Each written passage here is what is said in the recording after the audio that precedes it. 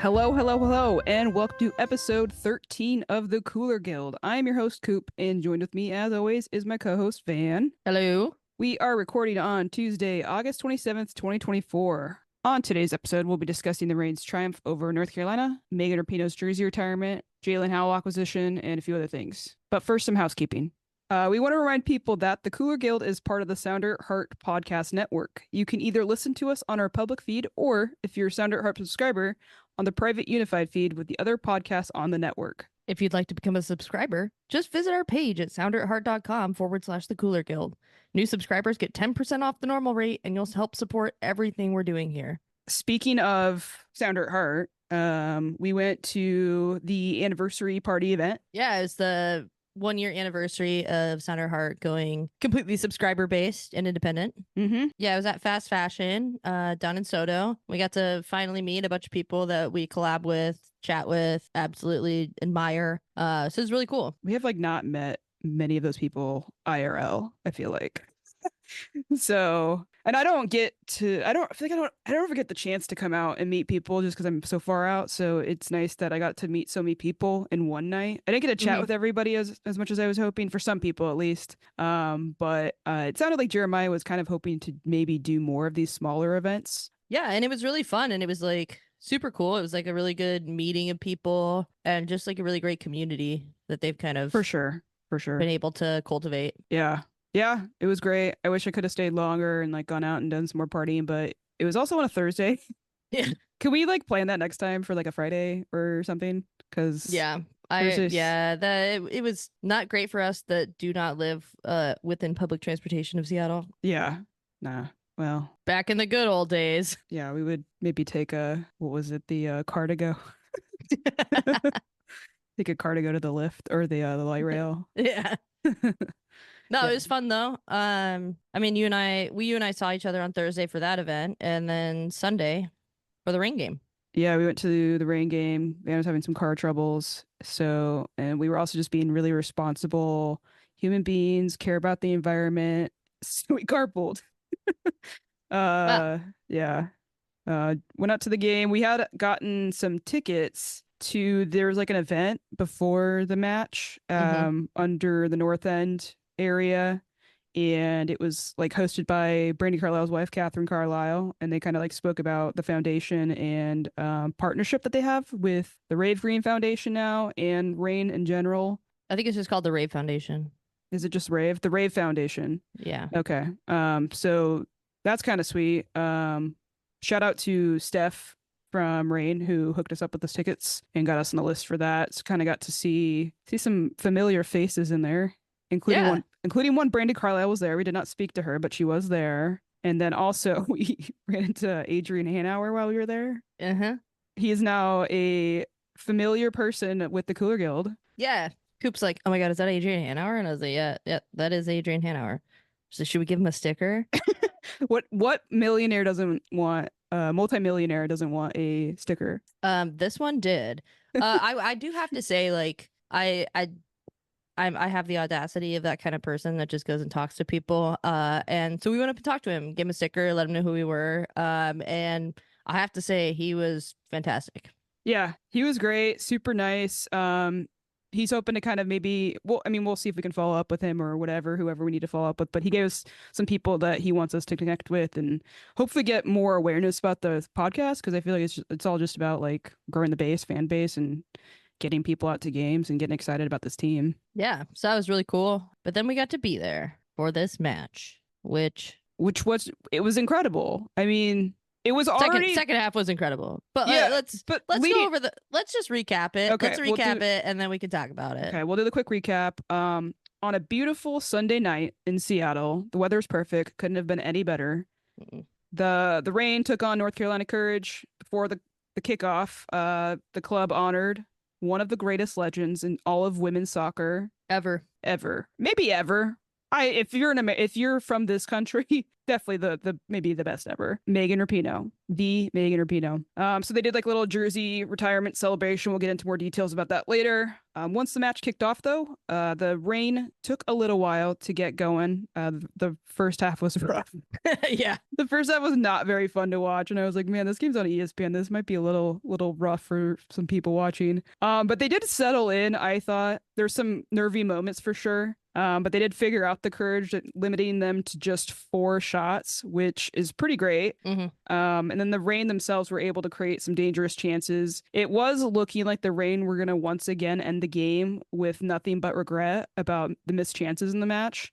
Yeah, and I was looking at the standings, like if we had finished 0-0, we would have been in second place just because of goal differential with Utah. But nobody wanted to end the game that way. I mean, there was so many people there and it was just rad and they had the momentum. Yeah, the crowd was into it. Crowd was super into it. Adames played the hero that we all needed, and she just got this perfect cross in to find her head, and then she just headed the ball to the post, and it dinked off the post in the most perfect way.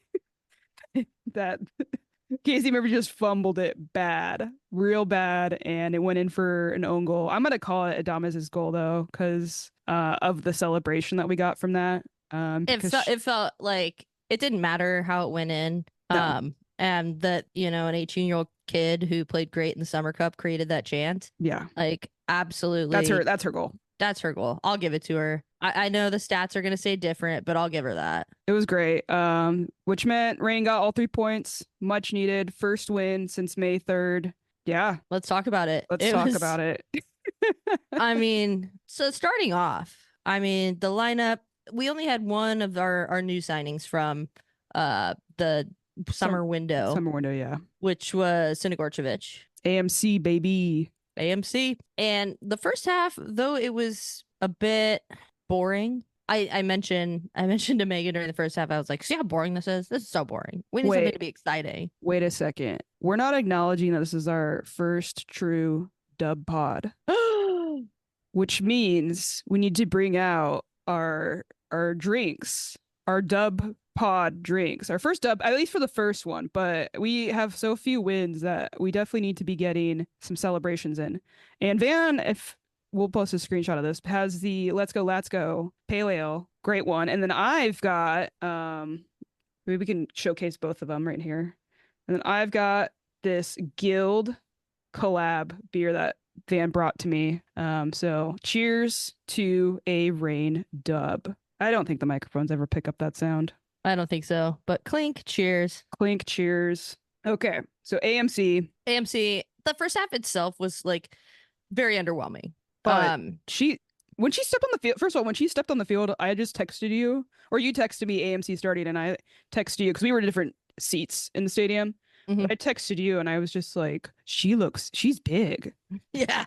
She looks strong. I felt like I was sending Dennis text to you. Looks strong. Pretty much. Dennis is my dad. But yeah, she in the first half, like I said, it was underwhelming, but I feel like she was kind of a bright spot. For sure. I mean, I definitely was paying a little bit more attention to her than other players just because she's new. Yeah. But it was kind of easy to, because every time the ball was played to her, she gave herself that space to win the ball. Yeah.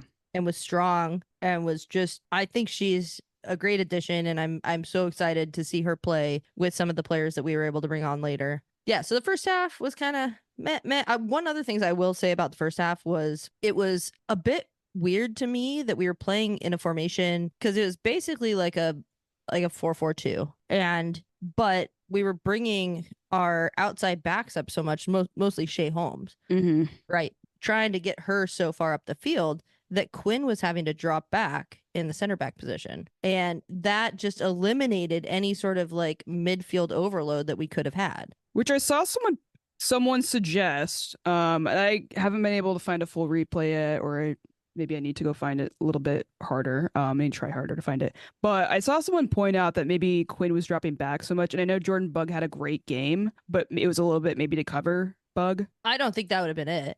No. No, and from what I rewatched the second half because I You have recorded it recorded it, on yeah. YouTube TV. I watched probably the last 20 minutes of the first half and then the second half, and it wasn't really to cover Bug. It was just making up for the lack of back line because they were basically shoving Holmes up. But the Yeah. problem with that is that the other center midfielders are not recovering. And so it's just leaving a big gap. And that's why our possession in the first half was so mediocre, because we were really just putting the ball on the outside and having no play with the inside players. So, and that's not, Quinn's playing out of position there. So, I can say they had, an okay game, but that's not really giving them any credit because they were forced to play somewhere they don't really play. Yeah, although Harvey seems to be trying to force them into that position in the back, which I'm not sold on because I just think that there is an element. I know we could talk about maybe Quinn doesn't have the speed, but there's an element to Quinn's game that I think we don't utilize enough, and that's like long balls. Yeah, it's that, and it's better, and as much as you can get that from your center backs,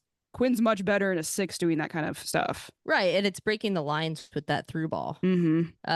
And we haven't really had the speed to showcase that. Yeah. So yeah, I think that like if we can find that with Mondesir, yep, and Quinn, I think that that would be a really lethal combination. So I look forward to seeing that. But the first half, it was kind of a wash. Yeah, for sure. It was a bit of a snooze fest. Yeah, I mean there were some nervy moments, and especially one nervy moment. I think it was like the 32nd minute when there was a ball played through and Dickey didn't forcefully come out call for the ball, and McLaren was looking for her to. And they started yelling at each other. Yeah. And we saw that a couple times within the game. Otherwise, if you delete these shoddy decisions, Dickey had a great game. He did.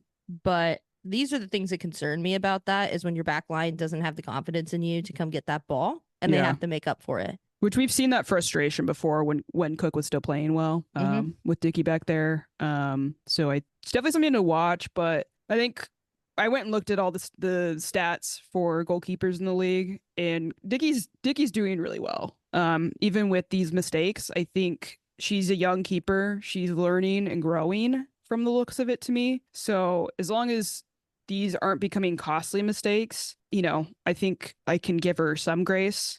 Yeah, I would agree with that. I think you're right. And I think that leadership can be something that you're born with, but it can also be something that you learn.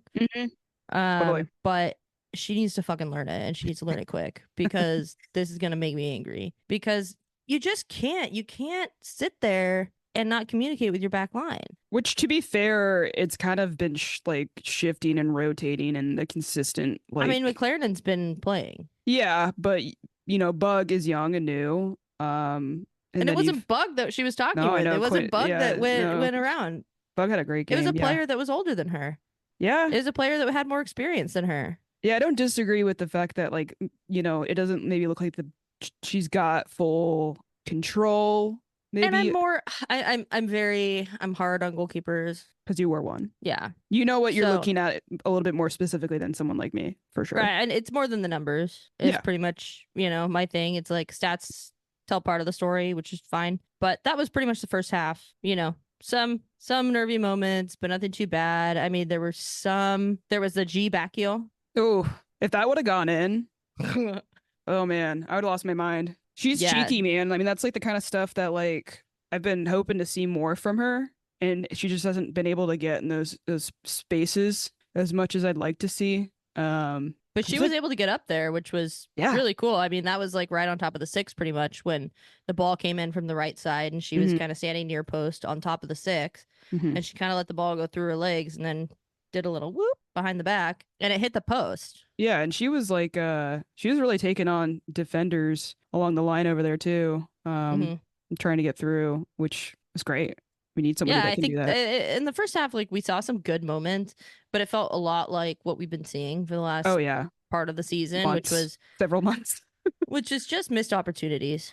I mean, you got Fishlock coming in hard, shooting the ball straight at the goalkeeper. You got a missed opportunity from G. So it just kind of seemed like we're slogging it again. Yeah. But then we have halftime break. But I will say, added to that, we are seeing a lot of changes with this team. So I don't know that everything's going to look great right now. I mean, we're trying to make moves finally to change. Well, I didn't think it would look great the first half because we only had one new player. Yeah. Yeah. So I wasn't expecting a lot more. And then the second half comes and the Arsenal comes in. The new Arsenal of players comes in, and oh my God, A everything little changed. late. No, it wasn't as soon as I wanted it to, but it did change everything. The whole vibe completely shifted. When Jalen Yeah. Howell got in, everything changed. Yeah, I think we need to talk about Latsko coming in though. So Latsko was the first sub Yeah. in the 66th minute for King, who King, I disagree with a lot of people about her because though I do think she's a good player, I don't think she fits within the system, and I don't think she's a starter, especially up there with Haidama, because they're very similar players in the fact that they're both not the fastest. They're both, I would say that King's probably more creative than Haidama, but Yes. in the same vein, there's just not a lot of movement up top when the two of them are in. It's very stagnant. So you switch King out for Latsko, and you start seeing Latsko do what she does and just absolutely destroy the back line, making those runs through, pulling defenders away. And that changes everything. That changes everything. I mean, within that, I don't know if it was before or after that, but there was that good through ball in from G to it must have been before that because it was King, but G to Fishlock, and then Fishlock had pretty much a great shot, and then laid it off to King, and King just hit it straight at the goalkeeper, and it's like we can't keep doing that. To be fair, Fishlock probably should have taken an extra touch. Fishlock should have just shot the fucking ball. She either should have shot the ball right away, or she should have taken an extra touch and then tried to draw Casey Murphy over a little bit more, and then she could have passed it over to King. Because Murphy basically didn't even have to move watching that replay to make that save. I mean, King could have shot it better for sure. Yeah, but I think that that just kind of solidified the choice to take King out. And so Latsko comes in, and Latsko just starts making moves, and we start looking better when Latsko comes in. And then we get a couple debuts in the 75th minute. Yeah, I was getting fired up. I was seeing them starting to warm up and then, go over to the sideline and start to get ready. And I was just like, oh, it's going to happen. Yeah. So we had Montezir coming in the 75th minute for AMC, who Anna Maria Sinigorchevich, we're calling her AMC now. And then Jalen Howell came in for Jess Fishlock. Yeah. And Jalen Howell was one that I was really looking forward to because what a whirlwind she's been on over the last 9 days or something. Or 6 days, something like that. You're the captain of your team, first of all, which is that's not something you expect, I would say. I mean, we don't know what the conversations were around there, but it sounded like Louisville, and we'll talk about this later, but it sounded like Louisville had interest in Balser at one point. And so this, window's open where we're trying to get rid of or trying to make our team better, right? So we have people we can maybe afford to trade. And then Jalen Howell's suddenly on the table. And if you're Rain, you can't say no to that. No, and she comes in. So her and Montezir come in, and there was just a new energy. I mean, Howell's hyping up the crowd. Yeah, so 2 minutes after she comes in, she gets the ball kind of top of the box and takes a shot, and it goes wide, not super far. wide, not far, not super wide. But she turns around and just hits the badge and just absolutely just starts pumping people up, which they don't show on the broadcast apparently. But I saw it and I was like, oh shit, she's been here for 6 days and this is how she's feeling. I'm here for this. Yeah.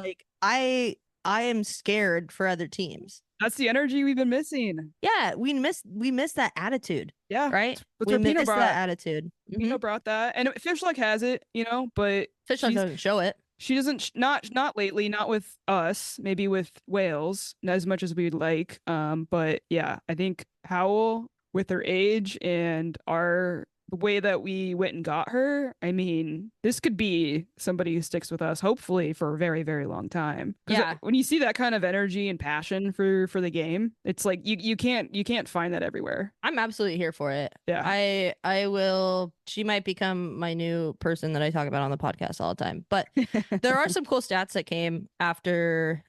So in Susie Rance's article for Sounder at Heart and Ride of Valkyries, which you should go read because it's a great article. She does little stats for the game and really fun stuff. And 8 of the Reign's 17 shots, so she says 47%, came after the 75th minute when Jalen Howell and Norelia Montesir subbed into the match. Yeah, Jalen Howell's a monster. I said it at the live recording we did, but she's a monster. I knew it would be good. Yeah. We got to get through this so I can talk about her.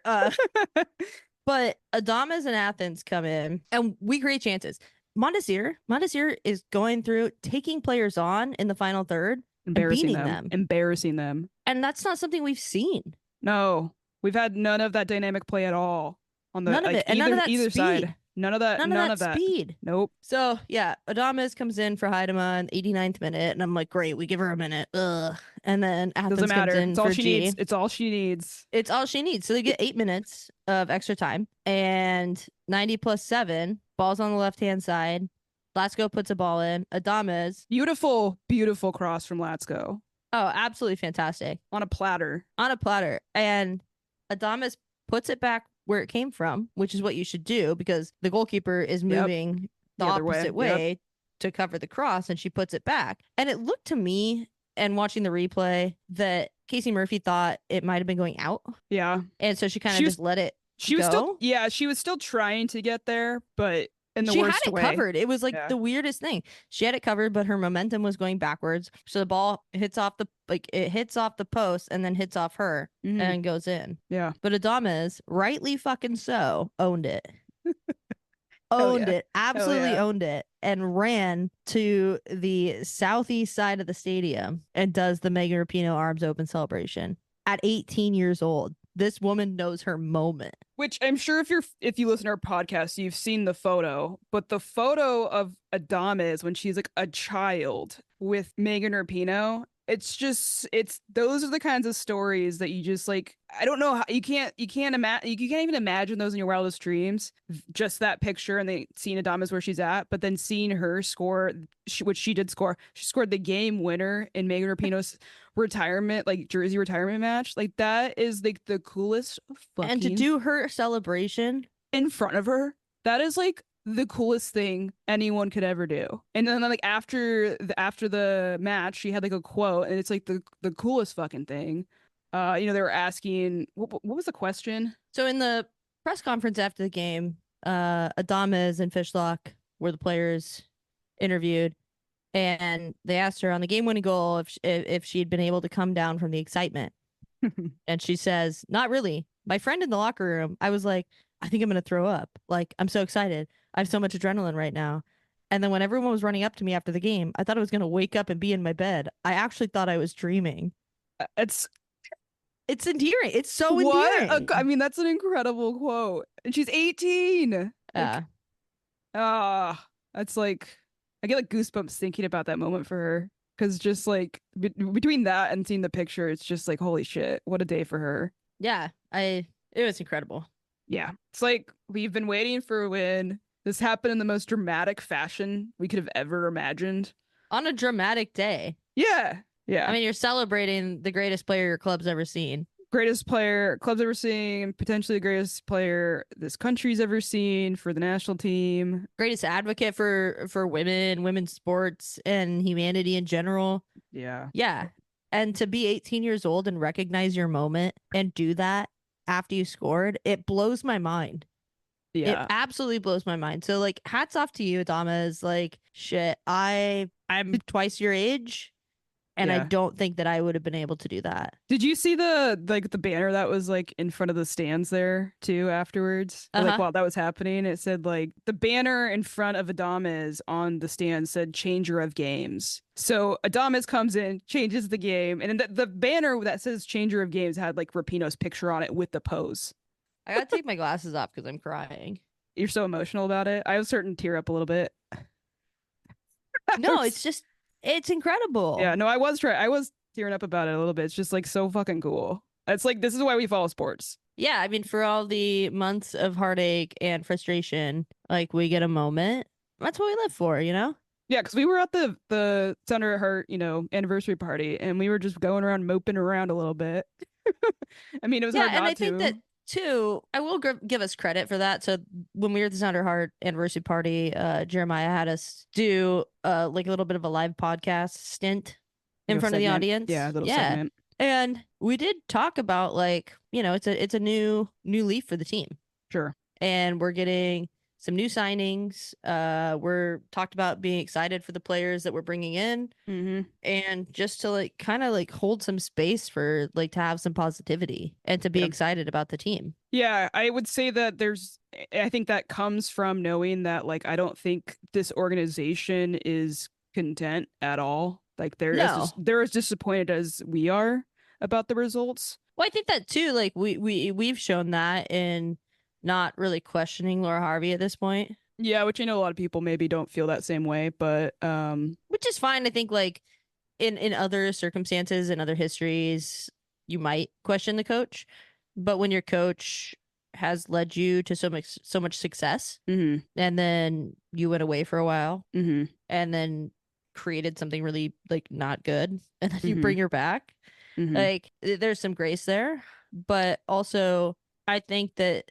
that these players that we've been following for the longest mhm, time, this coach that we've been following for the longest time are not mhm. content. No. There was an article with the Seattle Times interviewing Rapinoe, and they asked her like is she surprised about where the Reign are in the standings now? And she pointed out like not really because of where the club's kind of been like the last 2 years, 3 years, or even since like the Leon group took ownership, because we kind of just been in, she said, in a place where ownership maybe didn't want to go out and spend money. And then not only that, but then when they did want to sell the club, it took so freaking long to happen. And Yeah. so the players mentally have kind of just been holding on. And I think that this is maybe kind of what we're seeing the effects of that when we aren't getting these good results. And now that the sale is through and things can start to finally maybe change on things like getting players, acquisitions, extensions, whatever, trades, we're starting to see that finally happen in a meaningful way, I would say. And I think that will maybe kind of turn things, but it's not going to be an overnight thing. No, but I think that we are right to bring some optimism into this match. Yeah. I know we were a little hesitant about signing an older player in Sinigorcevic, right? Yep. Because you're like, she's 33, she played for Barcelona, she's probably like ending her career, she played for the Thorns for a minute, whatever. But I think that you kind of see the Laura Harvey effect in these players. Mm-hmm. You've got Howell immediately, within 2 minutes of entering the game, owning the fact that like she's proud to play for the club. Oh, yeah. You've got Monastir coming in and being confident enough to take on players. Yep. I mean, that's a testament to the entire coaching staff. Yep. And you got an 18-year-old going out And there and trying crazy stuff. that, and then you've also got Jordan Bug with her first league start. Oh, yeah. She was, and so Jordan Bug. Oh, so good. So I think that, yeah, I really like the summer signings that we made. We might have not made like one big flashy signing, Mm-hmm. but I think that they were really solid signings, and I will give credit for that. Yep. Because all in all, I think that you might not have had like an all-time winning solution in one player, but you kind of like, not great at math, so I don't know how to like form it into a solution, but like it's not like one huge signing that's going to come in and score all your goals. No. It's players that are filling gaps. It's Mhm. players that are elevating positions where you haven't been successful recently. Yeah. And I think that all in all, it might help the solution in general. Yeah. We should probably take a quick break, and then we'll get into positive, negatives, and anything else we want to cover from the match. Let's do it. We'll be right back.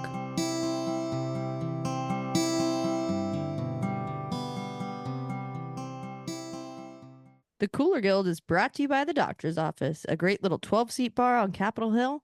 The owner is a big fan of the Reign and is proud to be our first sponsor. The Doctor's Office is the best place to grab a drink before or after a Reign match. Go celebrate Rapinoe's jersey retirement over a long story short. A cocktail with gin, passion fruit, and 2 ways, done in a way that drinks like a martini on vacation. Sounds so good. Check out their Instagram at TDO Seattle, or better yet, go drink there in person. Cheers! Cheers. Clink.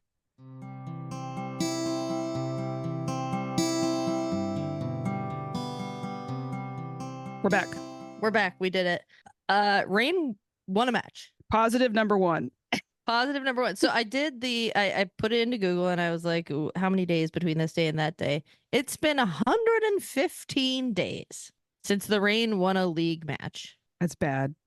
But it's good. Now we're past it. So thank God. Thank God. 3 months and 23 days. Yeah, what was it? May the 3rd. Yeah. And we were talking about it before the game. We're like, oh God, why has it got to be North Carolina when we do this game? Oh yeah. I was because like, this is not promising at all. We're so bad against them. Yeah, so the all-time record now, after we won this one game, we're at 4 wins, 11 losses, and 3 draws. It's so bad. So yeah, it was a thing. Yeah. Which I guess to me that's just like, thank God we didn't give up a goal. Yeah, I mean, and there were some nervy moments. Oh yeah, for sure. But I was like, I felt like if we got in the negative and had to like come back, I wasn't super confident we'd be able to do that against North Carolina, knowing what our Well, I would have history hoped that is. we would have subbed sooner if that had happened. Oh yeah. But I do think that McLaren and Bug absolutely positives for me. In the second half when they didn't have Quinn dropping back in Mm-hmm. and just kind of held that 4 back. Yeah. Bug Bug she is takes incredible. on players. She's like that. That is an 18-year-old. Like we got 2 18-year-olds that I'll absolutely stand as soccer players. Like get it. I can only imagine how it is to be that good at that age. Bug kind of reminds me of Tuner Davidson a little bit. Just like calm presence. I see that. Also with the bun though, she looks like Alana Cook. Yeah, a little bit. It was hilarious. My like seatmates around me, I was making comments and stuff, and I was only with like Alex, my wife, and so I didn't know anybody else like right next to me. I just like kept saying, "How does it feel to get sauced by an 18-year-old?" And then like the person around me turned around. I keep laughing every time you say she's getting sauced or she's saucing people, and I was like, they're like, I'm gonna start using that, and I was like, okay, do whatever you need to do. But she was humiliating players on North Carolina, and I was just like, an 18-year-old doing that to you is just like so sweet for us. Yeah, I think that like we've talked about this in the last couple episodes since she's been playing the Summer Cup, that she's the real deal. Yeah. She really is. I mean, that's a player that I can't think of anyone else that I would rather have back there right now, which is kind of terrifying since she's 18. And she's gonna be gone soon for the Club World Cup, or not the Club World Cup. I'm an idiot. I'm a Sounders fan. The 20 World Cup. Yeah, the real one. Yeah, she's like, you watch her and then it's immediate starter. Yeah, which is absolutely. Like we lost Cook, and I was like, she wasn't playing well, so it might be shaky back there for a while. Maybe not. No, and you can see it when you watch it and just see how she moves and adjusts herself to the play. So and smart. And it's terrifying to think that a player like that's only going to get better. Yeah. I'm very excited for her future, and she's locked in for a minute. So yeah, didn't they like take that option too that she had? Yeah, so it was like there was an option that if she played or she appeared in one game, that it extended the contract to like 2026 or 27 or something. We'll be good back there for a while. Yeah, I think Jordan Buck's good. I think McLaren absolutely killed it this game. Her speed's notable. It doesn't look like she's fast, but there was one time in the second half where somebody played a through ball and it felt like the player was offside. It didn't matter because she absolutely tracked back and caught up with the player and was able to shield the ball out. And I was like, okay, Phoebe. Yeah, that was something I wanted to bring up, and I already brought it up in the summary, but in Susie's article, one of her notable stats was that we held Carolina to 4 shots, which is North Carolina's like season low of shots. So that's like that. I mean, that's a testament to both of those players back there. Yeah, no, they did such a good job. No complaints at all for that. And I think it's easy to be a little critical about the bad moments that they had, but at the end of the day, all that matters is that you get the clean sheet, and they did. Yeah. So I think we've talked about like most of the positives. Well, I wanted to say a real positive is we're not last place still. We're not even last place. We're not even second to last place. We're third last place. Because I think going into the match, we were still last place if we didn't pick up any points. Right. Yeah. But now we've jumped and we're above. Houston can join below our ranks, and Houston. They'll start falling below us as we keep racking up these 3 points. But yeah, we have to remember we're not last. I think we can kind of slide past the negatives. I mean, we've talked about a lot of them. Really what I wrote is like pretty much the first half when Quinn was having to slide in the center back, and then like we were missing numbers in the middle. Yeah, because there was a point where Quinn was shifted a little bit higher up near the end, and that was working for me. Near the end of what? Near the end of the second half. Well, yeah, that was working for everyone. We scored. I know, but I'm just like, why are we not? I mean, I don't know. I guess our center back situation and defense, we're still trying to figure out the right pieces with, Well, I I don't think know. it had to go with Laura Harvey's press conference after the game talking Hmm. about playing Shea Holmes Yeah, further up on the yeah, side. And I think that she thought that that's what had to happen to get Shea Holmes further up the field, was that you had to slide somebody back in to make yeah, up for the fact that like you didn't want to go into a three back, yeah.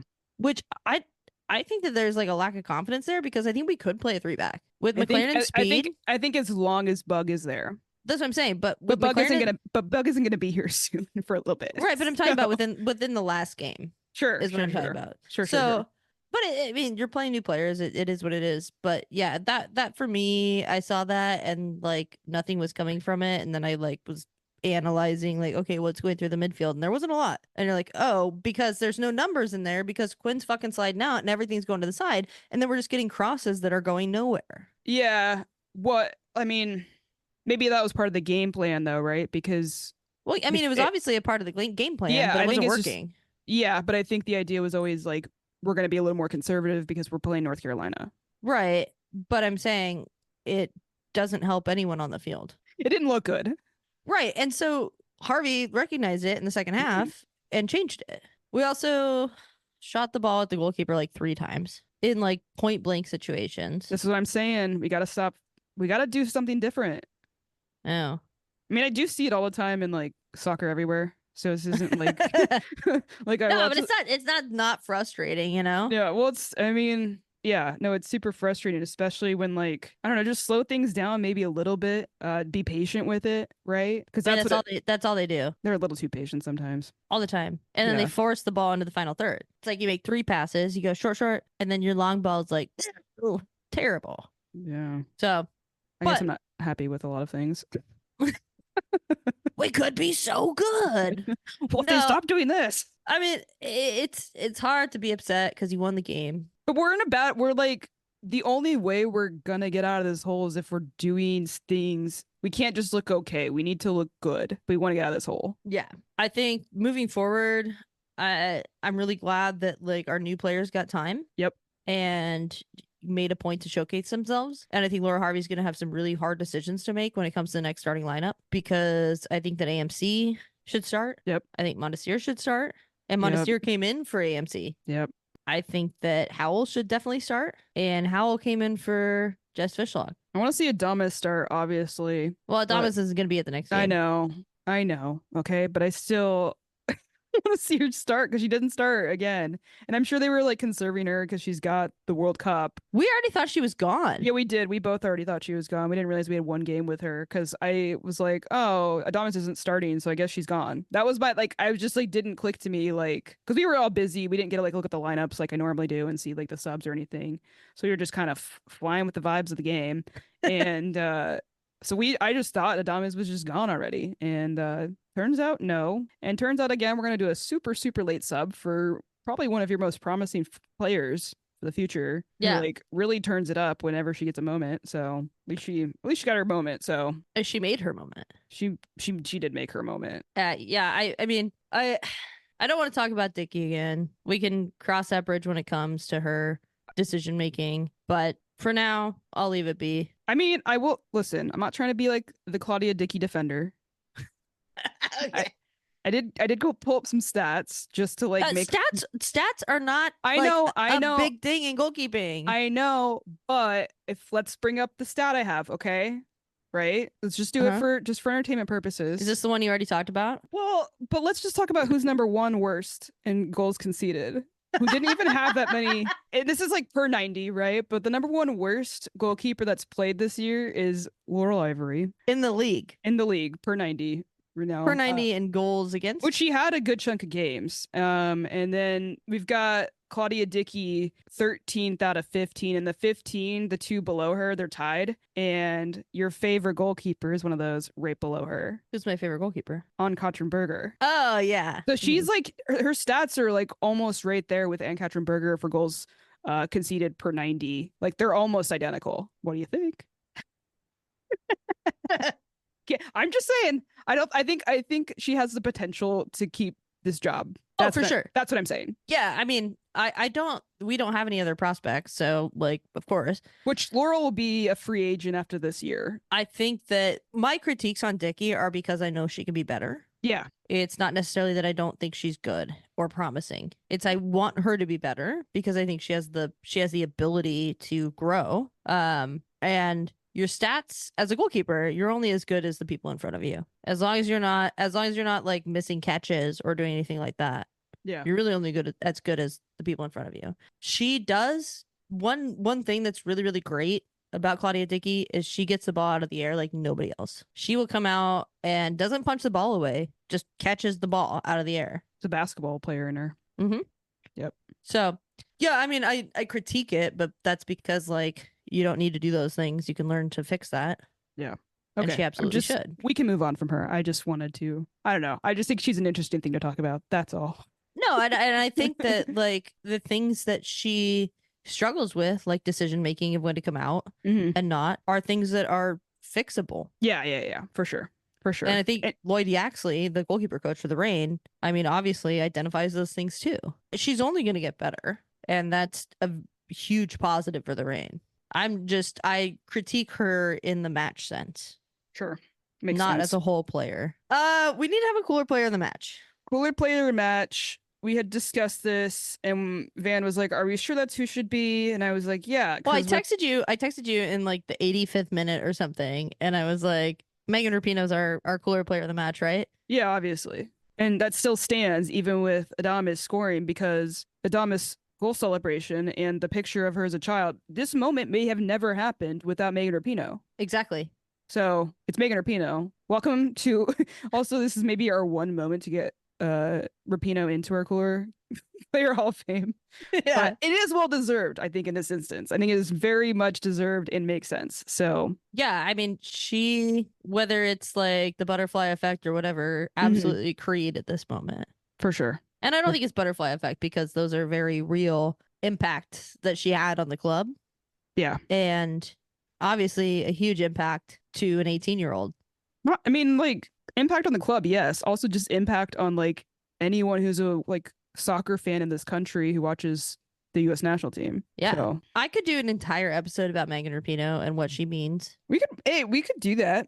Why not? We could bring on some Megan Rapinoe. Where are you at? You want to come on? If anyone's got a contact, let us know. You used to be my neighbor at Seward Park. Do you want to come talk? We've bro hugged before, you and me. We can set up a little event if you want. We can do it. No problem. We got a really cool bar we're partnered with. You can meet us there. Yeah. So anyways, congratulations. We're going to talk about her in a second again. Congratulations to Megan Rapinoe. You are now officially in the Cooler Guild's Cooler Player of the Match Hall of Fame. Welcome. We're honored to have you. We are.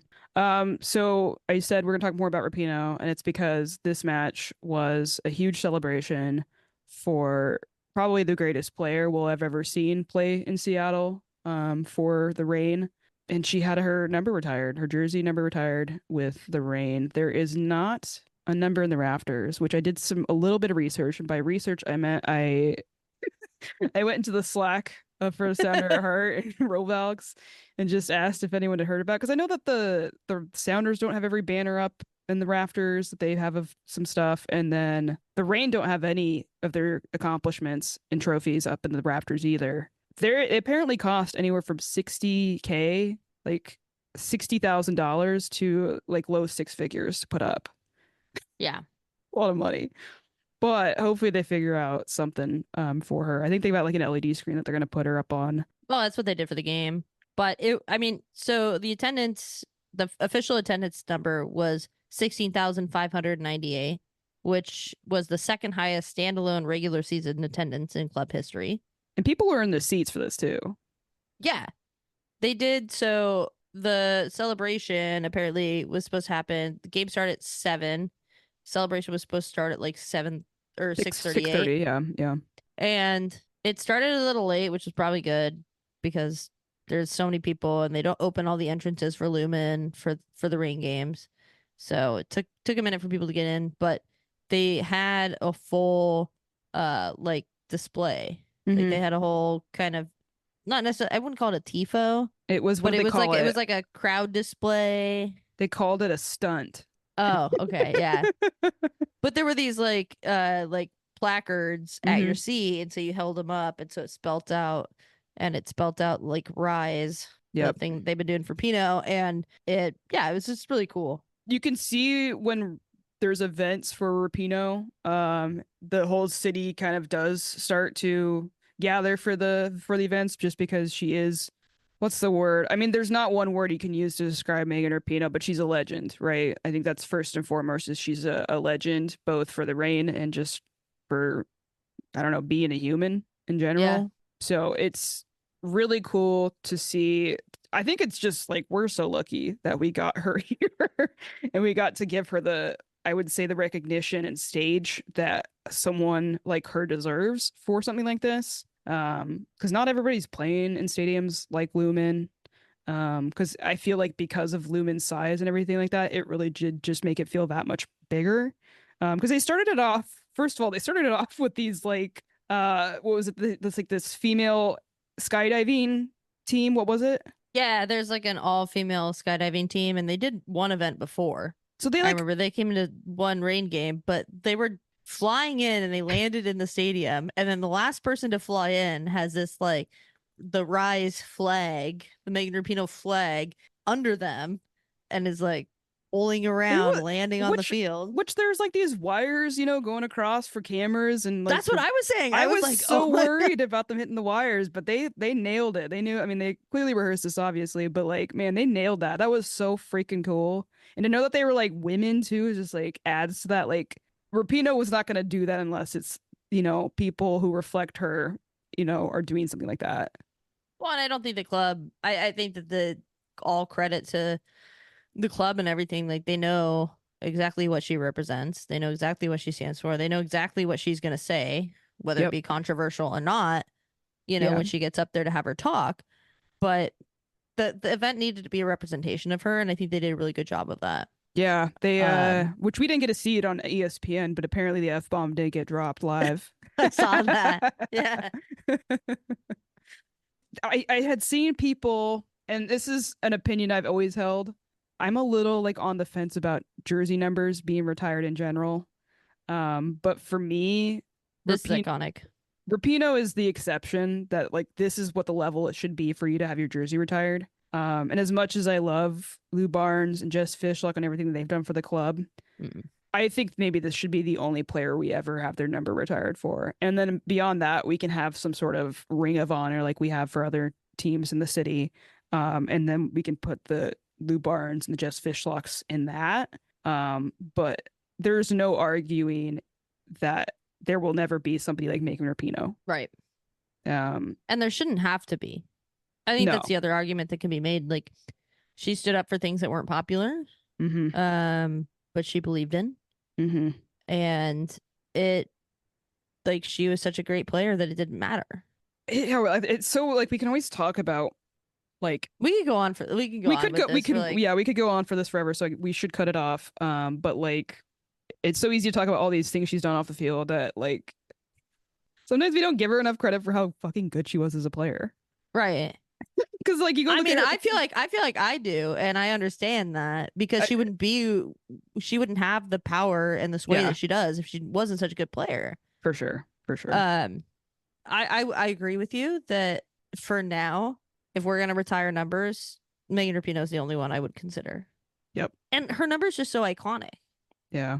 You can, I mean, you can't. People are saying like fish luck number retired. You can't retire a 10 in soccer. You can't. No. You can't retire a 10. I don't think you can even retire Barnes's number because first I would say this retirement thing specifically bothers me in soccer because it's not a thing historically for the game. No, I mean it's very American. Yeah, and sometimes we don't need to be doing that for everything. But Megan Rapinoe, I'll give it for that. Yeah, no, I think this is the exception. It's not the rule. Yeah. And she set a different precedent than the rest of our lifers do, Mm-hmm. just because of her entire impact. Yeah. So We can no, honor them. We can honor them in other ways. for sure. Yeah. Give them a stake. Have them into ownership. Yeah. Yeah. You I'm know? still waiting for that for Pino. But yeah, Pino's speech. I was really hoping that she would announce that she's like buying a stake in the club, but that didn't happen. But what she said was like pretty fucking great. It was like very on brand for her. Mhm. I mean, she said, talking about her experience, you know, in her time at the Reign and in her retirement, know that every time I look at that number, I'm going to see you. I'm going to see every pride flag and every trans flag and every Black Lives Matter flag and every equal pay flag and every fuck Portland flag. It's perfect. It's iconic. It's perfect. It's totally Pinoe. I couldn't stand someone more. Yeah. Ugh, she's the best. It's like I'm starting to feel like emotional right now. Yeah. I also That just love that she says fuck Portland when she went to fucking Portland. she went to UP. Yeah. Uh, But yeah, I think that the celebration was very much it was sufficient it was well done. and it was well done. And I'm so happy that people showed up. Yeah. If People showed Pinoe, up, people showed out. There was a lot of energy in the crowd. I was sitting in front of a team of like 8-year-olds that's your who did favorite. not stop screaming. That's your dream. Absolute dream. Megan and I were just sitting there listening to their gossip. It Oh was my God. funny. My mom brought wine.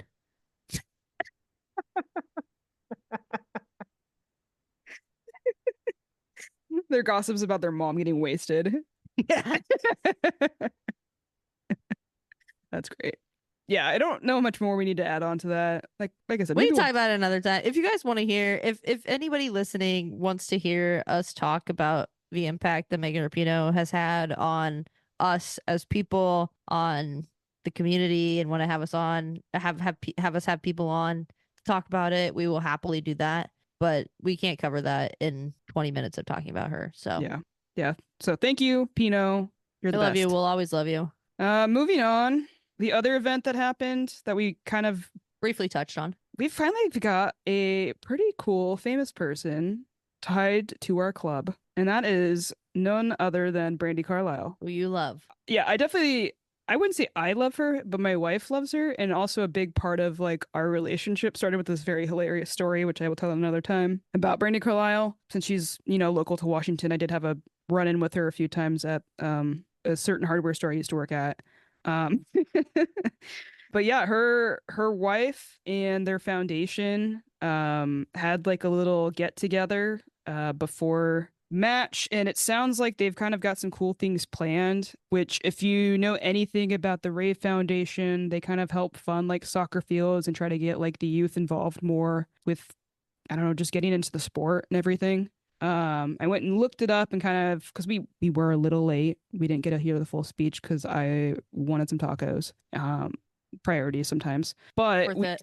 yeah, they were really good. But we did kind of catch the end of it. I went to look it up just to clarify things. They're planning their commitments with the Reign and stuff. They are trying to affirm their goals and commitments are affirming LGBTQIA plus rights, furthering play equality and access to the sport of soccer, and asserting and supporting the power of women and gender diverse people. It's such a contrast to like maybe what we had heard about a certain owner at a different club when some things had surfaced. But it's when you have a club with a player specifically like Quinn on our team, you want to get like some validation that we are looking out for all sorts of communities that kind of fall under things that are maybe being attacked by. Well, and they did that with the kids gender diverse soccer camp that they put on. Yep. Shout out Paula Rothrock. I know. For being an absolute gem at that camp. I From know. the pictures. He looks so precious. Yeah, it seems like the club is very willing, able, and open to be a part of that conversation and a part of that kind of message that soccer is for everyone. Yeah. And it's not, I mean, we see the post, right? Even over just somebody like Megan Rapinoe, as welcoming as the city of Seattle is, that's not the case everywhere. And I think it's important to fight and make sure that we're like reaffirming our stances on supporting all these communities. Yeah, and I think it hits even a little bit harder because of the Sounders sponsor of Providence Mm-hmm. and, you know, their Catholic stance Mm-hmm. on abortion and gender affirming care. There's a different conversation about the dichotomy with that. But at the same time, I'm glad that our women's team is furthering that message and really promoting it. Yeah. Because I think that's something that, you know, that should be part of Pinoe's legacy, and Yeah. that should be part of the organization moving forward. Yeah, it couldn't have. I think this partnership with the Looking Out Foundation couldn't have happened at a better time. You think that was an accident? No, obviously not. No, Because we had seen Brandi Carlo at a game a few months ago. It was a game which was not a good game, because I remember we joked about like Brandi Carlo's never coming back to another game again. Yeah. But we got a really good show for her this time, so I'm like pumped about that. And I'm hoping to see her at more games. Maybe one day she'll sing at one of them. But it was a really cool event. I don't know, just seeing the energy just felt so good everywhere around the stadium, and especially at that event. I don't know, there's something about rain games that just like feel, I don't know, special. You knew that like people were excited to be there, which has been hard this season. Yeah, definitely. It's also hard to hold a retirement event for somebody when your team is in like last place. Yeah. So I think the whole night, the whole event, I don't think it could have gone any better for the club. Yeah. Hats off to everybody involved. What a night. We were super lucky to be there. Little side note I wanted to throw out there. Evangeline, Catherine and Brandy's daughter, like their oldest daughter, she like wore like you saw her suit that she had. She like had a suit on. I think she had a Rangers under it, right? Mm-hmm. She looked so precious. But I saw some pictures after the game that one of our photographers from Sounder at Heart took, and Fish luckily gave her jersey to Evangeline. And like Evangeline, there, if you go find the clip of the goal that Adames scored, right in the background on the south end, if like Brandy and her family are all there, and Evangeline is like, that's what you like. I'm so stoked to see a celebrity's kid just get so excited for our team. Like, I love a Nepo baby. What? Yeah, I love a Nepo baby. I also like want to make sure that our team like gives that joy to somebody like that, because like this, you know, like you said, we have not had a good season. We have not been playing well. So like it would have sucked if it just ended 0-0 and we didn't give them something to be like super excited about. And I think that's just gonna like pump the energy into like that family being excited, and hopefully kind of keep them, you know, in touch, and maybe come to more games and everything and all that. Yeah, I think you can like talk about that message like throughout, though. You know, like a lot of people came to this game even though they may have been paying attention to the season, but like, all right, this is one we'll go to. Like, they're not very good, but like this is one we'll go to. And then you go to this game and it's enthralling in the second half and a show. I mean, you couldn't, like I said, the club couldn't ask for a better night. Yeah, the person who's next to me, I was just like, she told me it was only her fourth, like I believe it was her fourth soccer game she had ever been to. She's like, I'm always coming back. Yeah. So I was like giving her all these, you know, once she told me that and she didn't know that much about the team, I was kind of like giving her the insider, or just like my deep obsession with the team's like stats and info. And she was just like, this is so cool that you're telling me all this. I can't believe you know so much. And I'm just like, I run a podcast and this is like kind of all I focus on. But yeah, she went to that, and there's no doubt she walked away from that as, we'll be back. Like, she's gonna be back. Yeah, these are important moments for the club, and I hope we look back on this and see it as a turning point within this season and the next season. Quick break. Let's do it. We'll be right back. Thank you for listening to the Sounder at Heart Podcast Network, which now includes No Sarietes, Lobbing Scorchers, and the Cooler Guild. We've been independent since August of 2023, but need your support to make sure it continues. Although this podcast is free, it's only made possible by your continued support. Memberships start as low as $25 a year, which not only helps make podcasts like this one happen, but also gets you access to everything we produce. If you're able to support us at higher levels, starting at $75 a year, you gain access to a host of other perks, most notably entry into our members-only Discord, where the smartest, funniest, and most engaged commenters share their thoughts and ideas. To find out more, just visit sounderatheart.com and click the subscribe button in the top right corner. Thanks for listening. All right, I think we got to talk about how we got Jalen Howell. The controversial you're about to hear from us, I think. Yeah, so, I mean, if you've been listening to the podcast, you know that we knew there needed to be changes on the front line. Forwards. Big changes in the sense that probably someone needed to get traded. And we talked about it possibly being Bethany Balcer. And I was surprised at the trade. sounds like the players may have been too, Yeah. which is not great, but the CBA has changed since coming into next season. But it sounded to me that Bethany Balcer had been in talks with the club to find a different place to play over in the off season last season. Mm-hmm. So it wasn't super out of nowhere. But at the same time, you trade Bethany Balcer, who's a sometime starter from the Reign. I know her goal scoring's not good, but she was our leading goal scorer for the season. Yeah, we're not good. But you trade her for the captain of Mhm. Louisville. Mm-hmm. And I was like, okay, Balcer's gone. I mean, she wasn't doing a whole lot. She missed a bunch of big chances. But then we get a player and money. $50K, which is kind of a lot in the NWSL. Yeah, we get Jalen Howell and $50,000. What I feel- drugs was Louisville smoking? I feel like we fleeced somebody. I 100% feel like we got away with something. But like listening to the press conference, so I went to the press conference on Zoom, where Balcer was talking for the first time, with Yanez. Bev Yanez, yeah. And I heard you could hear the reporters talking in the background, and they're like amping up her stats, amping up Balcer's stats and all this stuff. And I'm just like, have you not watched the season? And maybe she can get back into form at Louisville. Maybe. I mean, But that's how you get a player like that, though, right? You don't get them at their peak. We're not giving up a player like that at their peak. So I think the hope is they get back to like those good stats that you've had. yeah, it's really similar in the Cook situation with this, where the player has been with the club for a long time. The club values them. The club values them in the fandom. Mm-hmm. And Balcer even more so because, you know, she's been really public about her mental health struggles, which has been something that not a lot of people in professional sports are open about. Yeah. So that's really, really impactful and great. But at the same time, if you're us and you want to win games, that's not really a player that is helping you currently win games. Yeah. Letting her go and maybe helping her further her progression as a player is the best thing to do. Yeah. And Jalen Howell, I mean,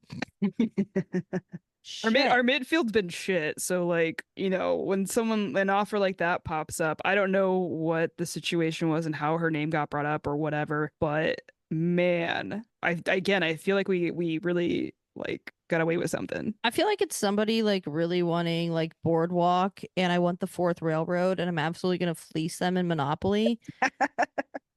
I mean, that's not to say that like Balcer's worth some money, 100%. Like you can't get rid of her for nothing, obviously. Yeah. But I just think the player that we got in the trade was like way better than I thought it would be. Well, and Balcer did get an assist in their game on Saturday. Yeah, yeah. So she's putting in work for them. So this could likely be a win-win. This could likely be a win-win for both teams. And that's kind of what you want as like a women's sports fan, as long as it's not against your team. Yeah. Because you care about the athletes. It's not just a business transaction for women's sports fans, right? Yeah. You're losing somebody that you paid a lot of attention to for years, and somebody that came, you know, literally from the ground up, like the first NAIA signing in NWSL history, who came on to become Rookie of the Year. Yeah. That's incredible. It's an incredible feat. She's a good player, but she just wasn't performing in our environment. No. And so hopefully she can perform for them. Yeah. But at the same time, you're going to give us your captain? Yeah. We got to look out for us. And what a signing. Yeah. She seems to be like just on some tear. She seems like, I don't know.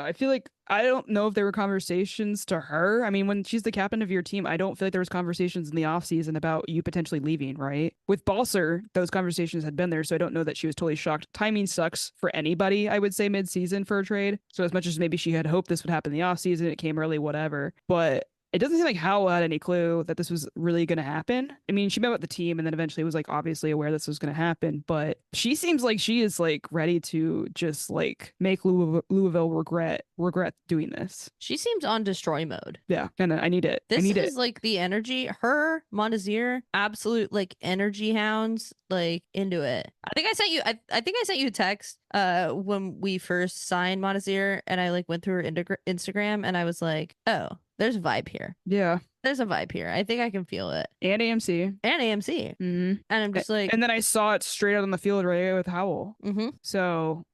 this has been lacking. It's hard to have that energy when you're real bad, though.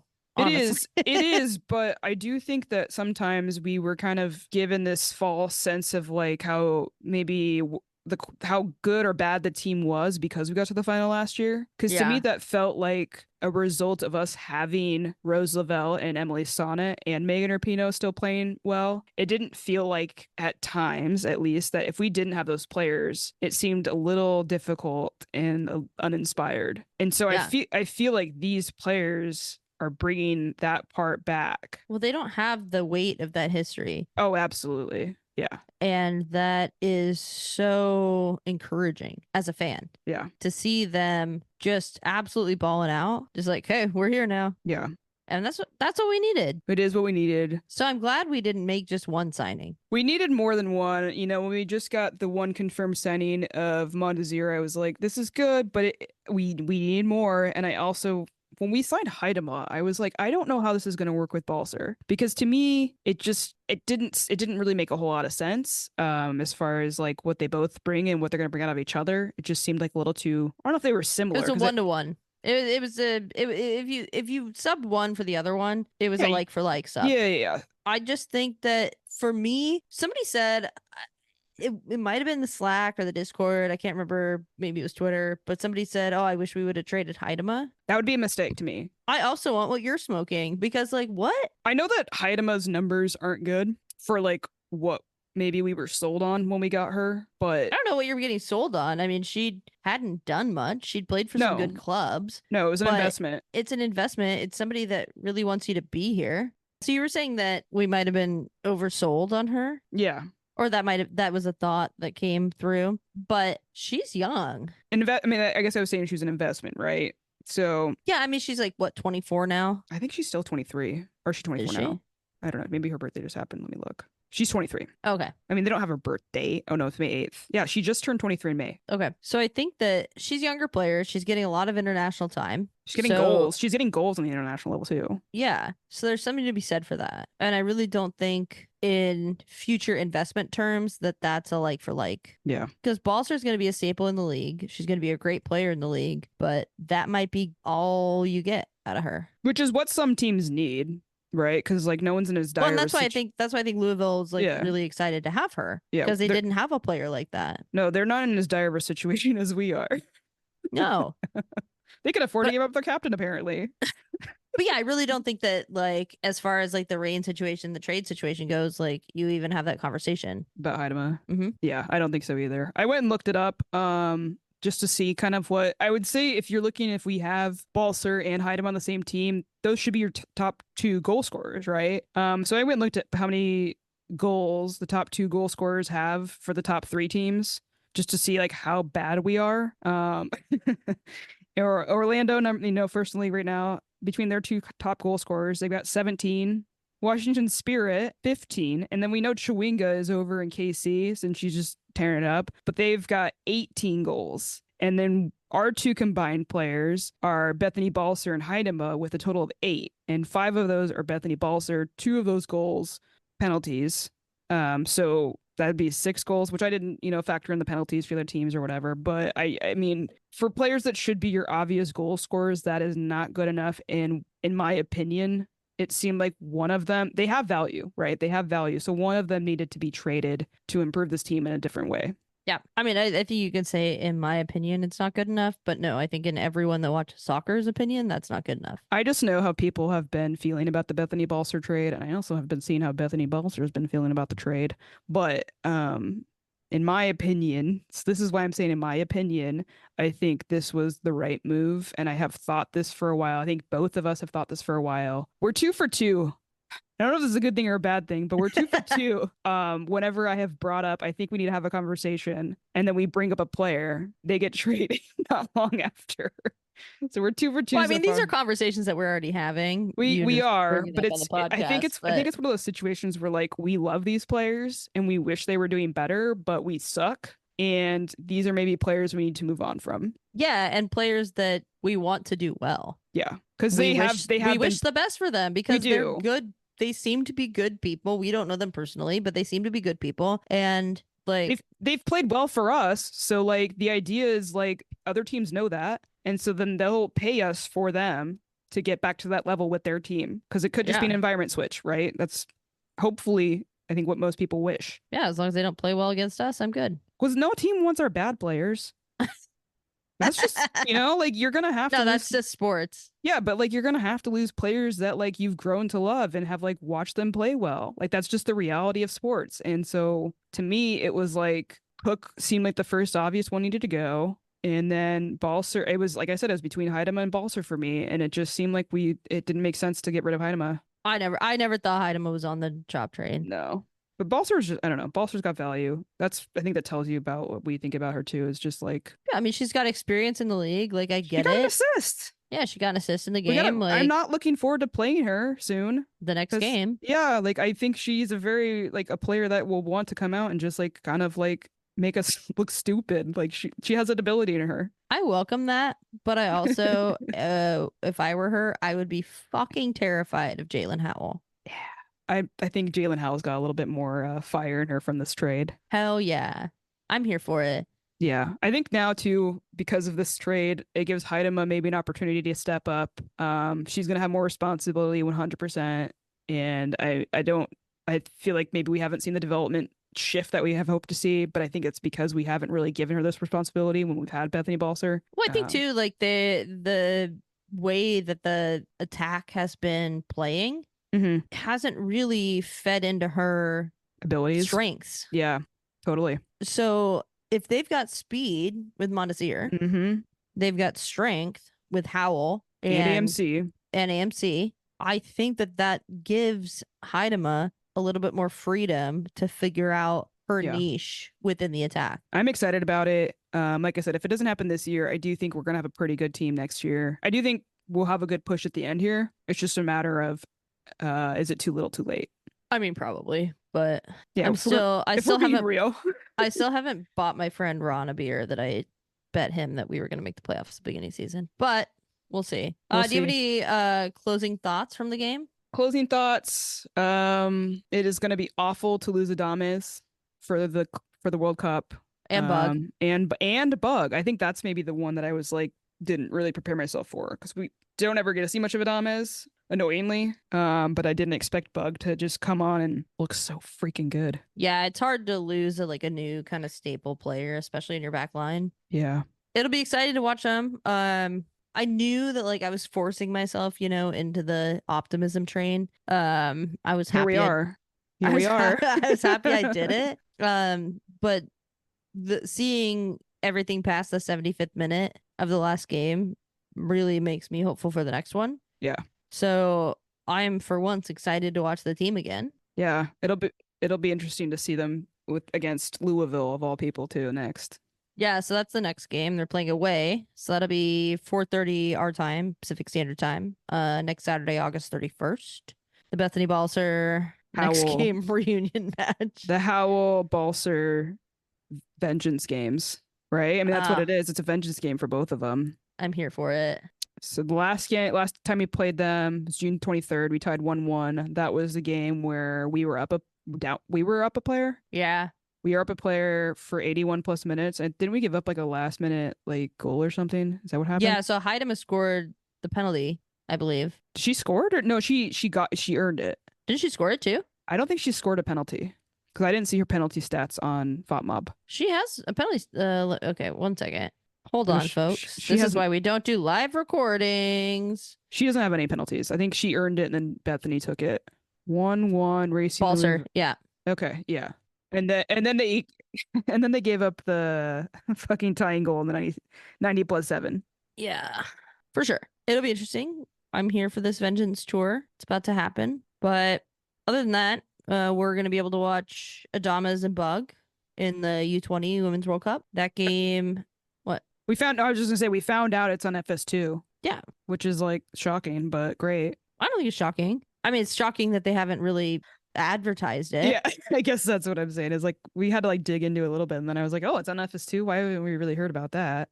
If you don't have the Live Soccer TV app, you should, because it is. This is a free ad. This is a free ad for them. 100% get it. It's good. But that game's going to be on September 1st, which is a Monday, right? I think it's a Sunday.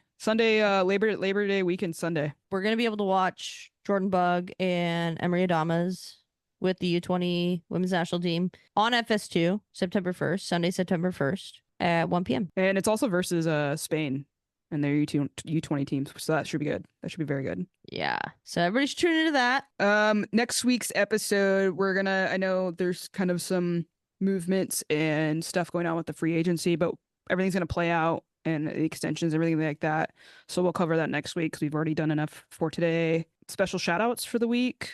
I said it once, but Steph hooked me up with those tickets for the event that Catherine Carlisle was running. But not only that, Steph gave me a bunch of tickets to give out at the Sounder at Heart anniversary event. So I was able to give away, what was it? Was it 47? 47 tickets to people. And that's like really freaking cool for Sunday's game. Yeah. So thank you for Steph for that. That was great. Let's shout out Dave. We have to shout out Dave Clark. Today, when we're recording, is the actual anniversary of Sounder at Heart starting as a blog. So we wouldn't. 2008. Yeah, I honestly don't think we would be here without Sounder at Heart even starting. No, I think that Sounder at Heart has created such an environment for coverage of Seattle teams that the idea of having any sort of fan podcast or, being involved in any way other than like being a part of the team would really exist for people like us. Yeah, I would say a big part of my fandom came from the coverage of Sounder at Heart and Ride of the Valkyries. The game feed conversations, I live for those. Yeah. I've also like connected with so many people over all this too. So it's just I can't like credit Dave enough for just starting this thing and everybody who's been keeping it going. But Dave definitely deserves his flowers today. Oh yeah. Congrats, Dave. We appreciate you. I think that's gonna wrap us up, right, for this episode. Yeah, we only recorded for like 2 hours. It's always so long. This one was a big one. Rapinoe deserves it. Yeah, Pinoe deserves and it. And the wind deserves it. Yeah. I mean, it's been 155 days. Jesus. It's been 84 years. It's been 84 years. Didn't you put that as like the end of one of the podcasts? I think so. If you don't listen to the full end, there's usually a little Easter egg in there. Yeah. But as always, yeah, you can follow us on Twitter at No. Cooler Guild. We gotta start the new bit. You can follow us on X, formerly known as Twitter, at Cooler Guild Pod. Or email us. Please email us. We love emails. The only emails we get are from Google. So email us at the Cooler. We got one from Sign Guy. Oh yeah. Shout out Sign Guy. Shout out Sign Guy. You can email us at thecoolerguild@gmail.com or find us at Sounder at Heart at sounderatheart.com/thecoolerguild. Also, Van needs to upload the photos. We were gonna start uploading some photos of some stuff for our Instagram. Our Instagram is also at Cooler Guild Pod. Yeah, Coop was not happy with the Instagram, so I have an stopped aesthetic. doing that. Coop has an aesthetic. I'm not designy, so I think we should post the one picture of us that the guy put on the Discord. I think we should post any event photos. Anything we go to games together, whatever. I think we should post all that stuff on there. We didn't take any pictures the last game. Yeah, we did. I made you take a photo. Alex took it. Yeah, that's right. I forgot. Yeah, I thought you were gonna. You never upload sent it to me. I thought you took it. It was on your phone. The photo's on your phone, and I was looking for you to upload it because I was like, you should upload this to the Instagram. Wait, there are pictures of us. I wanted you to upload that, and then the photos from the event too. The photo that we have of us from the event, from the Sounder at Heart event. Which one? I don't care. Yeah, you should start posting those kinds of photos, and then we'll also put the screenshots from here on there. All right. Yeah, I can do that. Anyways, we gotta wrap this up because Alex is making mushrooms, forged mushrooms. Till next time. I'm Coop. I'm Van. Stay cool. Let's get another win. Bye-bye. Bye.